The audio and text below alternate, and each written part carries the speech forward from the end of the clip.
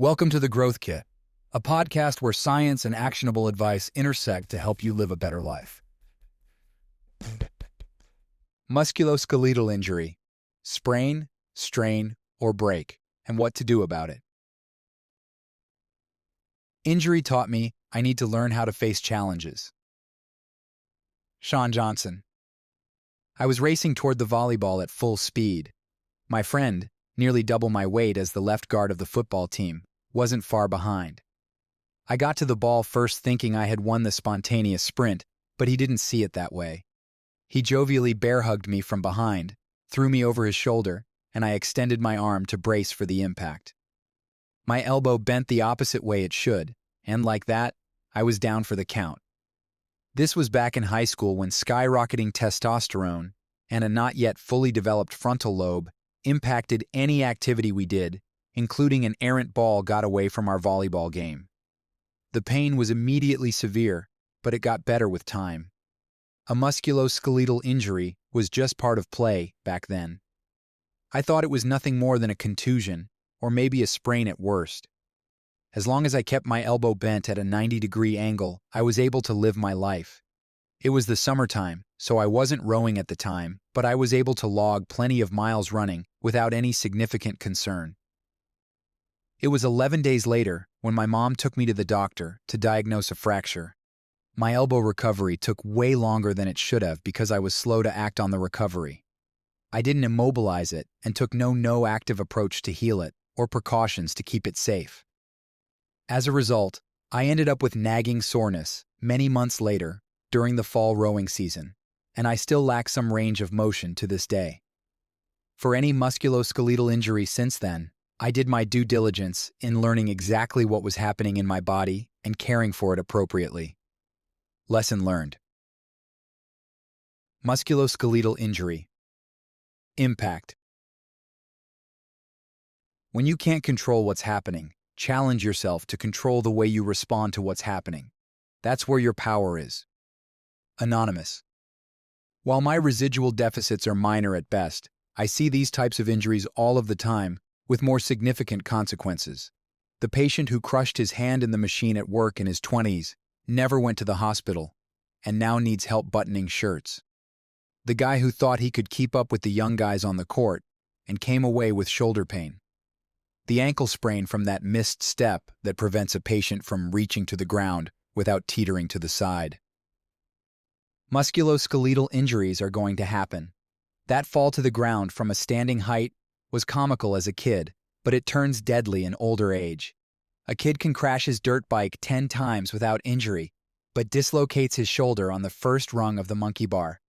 We may never know when it will happen, but what is important to know is what it truly is and what to do about it. Here I break down 3 of the most common types of musculoskeletal injuries: a sprain, a strain, and a fracture. Knowing the difference means that you can get appropriate care, which is the first step to truly healing from an injury without lifelong consequences. Sprains. A sprain, aka a torn ligament, is when a ligament is stretched and/or torn.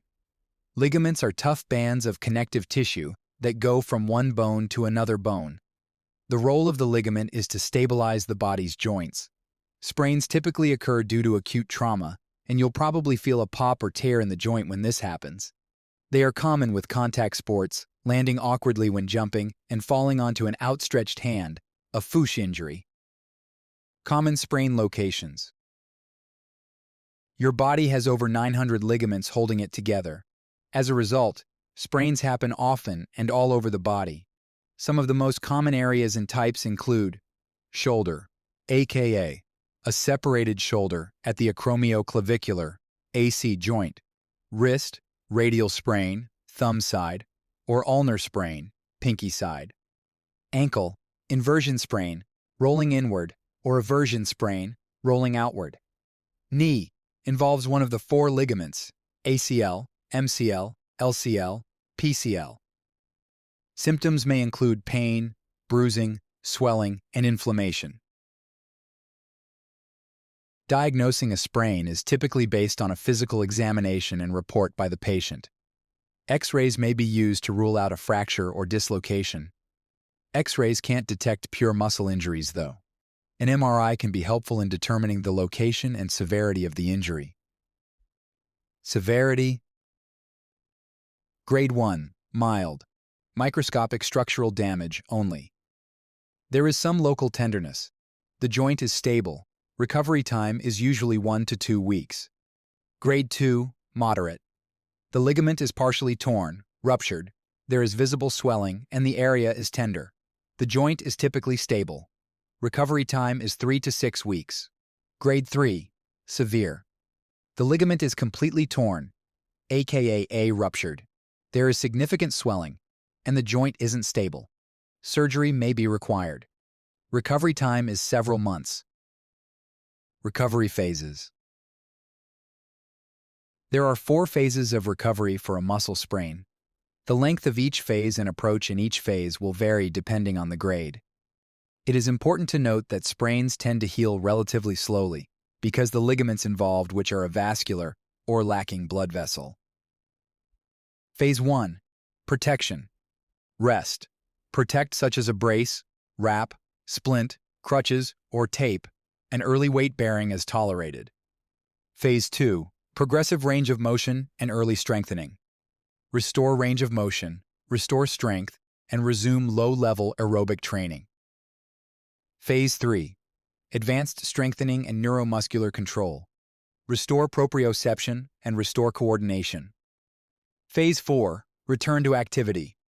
Functional progression, including work and sport-specific skills.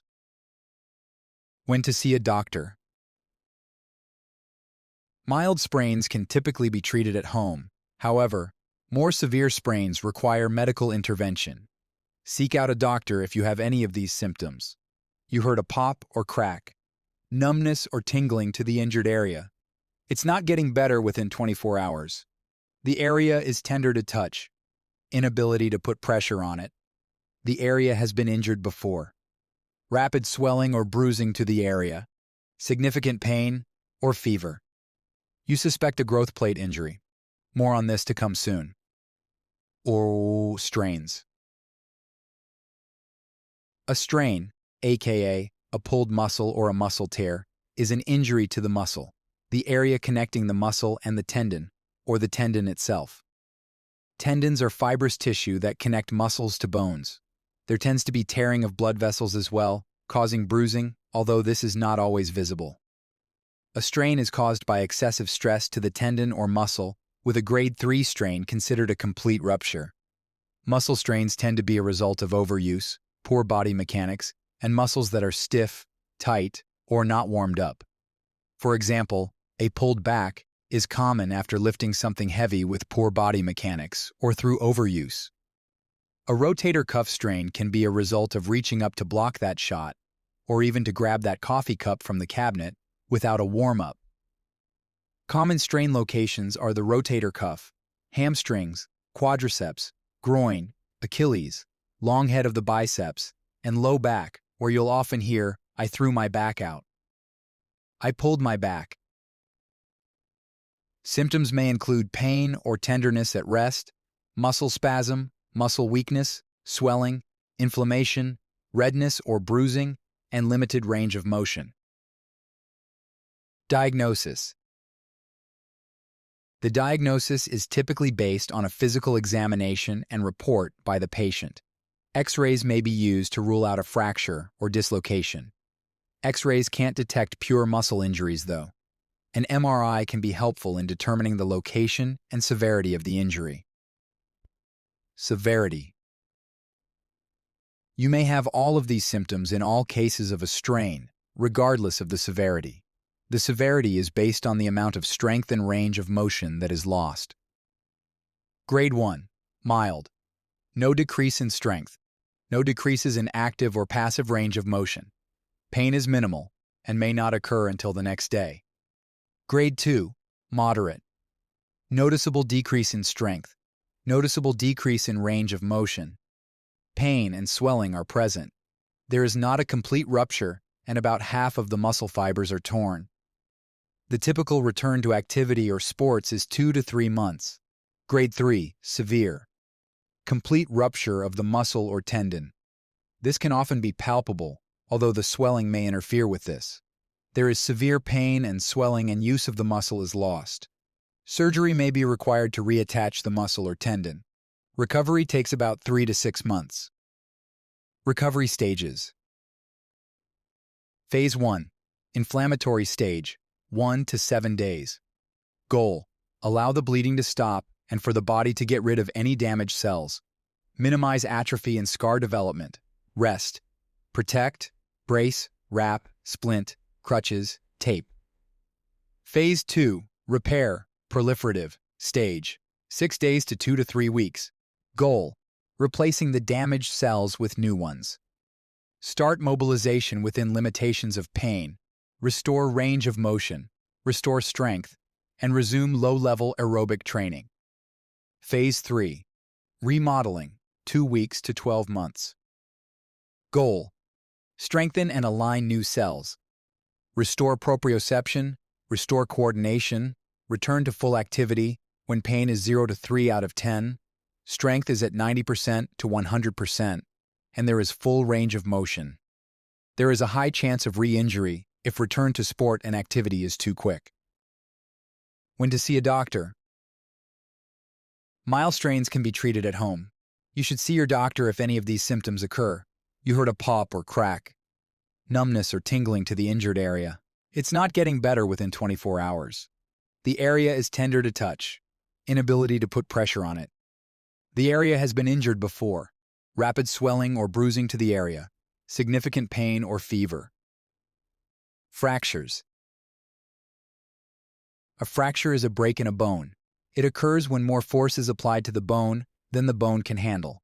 Fractures can occur for many reasons, including falls, car accidents, sports injuries, or even running. Kids and fractures. Children's bones are different from adults.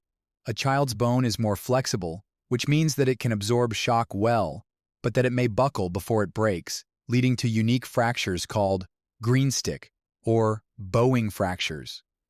Although their bones may bend when breaking, they tend to straighten back out as they heal, a process called remodeling. A child's bone also has a dense layer of vascular connective tissue around it, called the periosteum, which makes the bones strong and allows them to heal faster. One of the major concerns for an injury to a child's bone is the possibility of damage to the growth plate. Growth plates are areas of growing tissue at the end of long bones, and they are the weakest part of a child's skeleton. These areas determine the ultimate length and shape of the child's bone when they are fully mature. If a bone is fractured at the growth plate, then the bone may permanently stop growing, called growth arrest. If only a part of the growth plate is impacted, then the bone may grow unevenly. Growth plate injury risk peaks in adolescence, but all children are at risk of these injuries, with boys being twice as likely to have one as girls. They account for about a third of all childhood fractures. Even an innocent-looking fall that would be a sprain in an adult could fracture a child's growth plate, so immediate assessment is important. Apophysitis is another type of injury found around children's growth plates. Apophysitis is inflammation of stress to the growth plate found in young athletes. It typically occurs as the result of overusing the joint, such as with pitching, often called Little League elbow or Little League shoulder, and jumping, with a diagnosis of Osgood-Schlatter disease or Sever's disease. A combination of rest and therapy are the best approach to get children back to their sport in about 4 to 8 weeks. Common fracture locations are the clavicle or collarbone, ankle, vertebrae, hip, forearm, elbow, and wrist. Symptoms may include intense and sudden pain, inability to bear weight or use the injured area, obvious displacement, swelling, and numbness, and tingling. Diagnosis. Fractures are diagnosed through imaging such as an X-ray, MRI, CT scan, or a bone scan. Fracture classification basics. Complete, extends across the bone. Incomplete, partial, does not extend across the bone, more common in kids. Open, compound. The bone breaks through the skin. Closed. Simple. The fracture doesn't break the skin. Types of fractures include transverse, spiral, green stick, stress, compression, oblique, impacted, segmental, comminuted, bowing, and avulsion. Recovery phases. Phase 1. Inflammatory phase. Duration, 1 to 2 weeks. This phase is also known as fracture hematoma formation. It begins immediately after the break occurs and lasts 1 to 2 weeks. The area becomes inflamed, red, swollen, painful, to jumpstart the healing process and prevent us from using the area. Blood clots form a hematoma at the edges of the bone, which attracts healing cells and sets the framework for bone regrowth. Your body releases an onslaught of cytokines, growth factors, and prostaglandins to help with this healing. Phase 2. Bone regrowth phase. Duration varies between 2 to 12 weeks. During the second phase, the pain has decreased, although still tender and weak, and the site is ready for new bone growth. New fibrous tissue and cartilage starts as a soft callus and remodels into hard callus on the ends of the bones, which ultimately join together. This hard callus is still weaker than bone, but it lays the groundwork for new bone formation. Phase 3. Remodeling phase. Duration, several months. This final phase of bone healing takes the longest. Blood circulation around the site improves, and the callus tissue remodels into highly organized and smoothed bone. A fully healed fracture depends on many factors, including the location and type of fracture, as well as your age and health. The healing process can last anywhere between 3 weeks for a finger to a few months for a femur. Treatment. The goal of treating a fracture is to make sure the bone is in the correct position, allow healing, and get back to normal use. Depending on the type of fracture, this may include casting or splinting, traction, or surgery. Surgery is a last resort required to put bones in the proper position. Internal or external fixation devices, metal rods or pins inside or outside of the body, can be used to hold bone fragments in place while they heal. When to see a doctor. See a doctor anytime you think you may have broken a bone. Open fractures and spinal fractures are considered medical emergencies.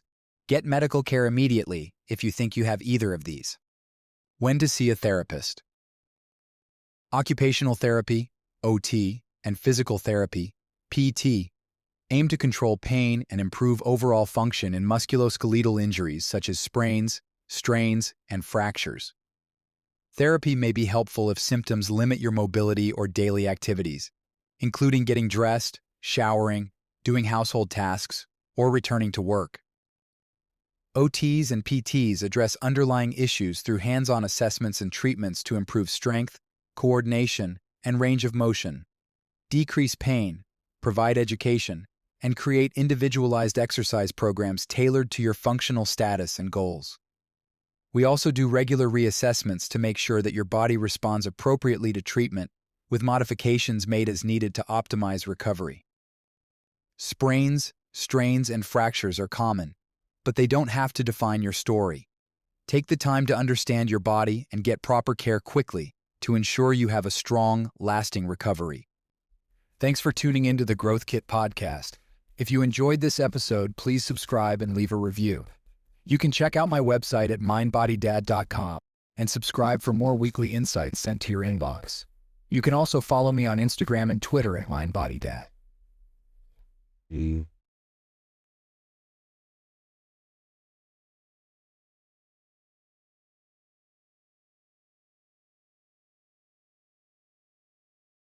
Many of the links I share are affiliate links, which means I earn a small commission if you purchase through them. This doesn't affect the price you pay, but it helps support the podcast. In some cases, I may even be able to provide unique discounts for you. I only recommend products and resources that I genuinely believe in and use myself. My top priority is to provide practical ways to help you live better, and I wouldn't link to anything that doesn't align with that goal.